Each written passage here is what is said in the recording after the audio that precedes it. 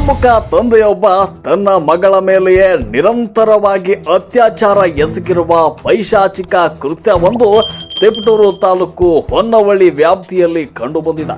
ಕಾಮುಕ ತಂದೆಯ ಲೈಂಗಿಕ ದೌರ್ಜನ್ಯದಿಂದಾಗಿ 14 ವರ್ಷದ ಬಾಲಕಿ ಈಗ ಗರ್ಭಿಣಿಯಾಗಿದ್ದಾಳೆ. ಬಾಲಕಿ ಗರ್ಭ ಧರಿಸಿದ್ರಿಂದ ಈ ಕೃತ್ಯ ಬೆಳಕಿಗೆ ಬಂದಿದೆ. ತುಮಕೂರು ಜಿಲ್ಲೆಯ ತಿಪಟೂರು ತಾಲೂಕಿನ ಹೊನ್ನವಳ್ಳಿ ಪೊಲೀಸ್ ಠಾಣಾ ವ್ಯಾಪ್ತಿಯಲ್ಲಿ ಈ ಒಂದು ಘಟನೆ ನಡೆದಿದೆ.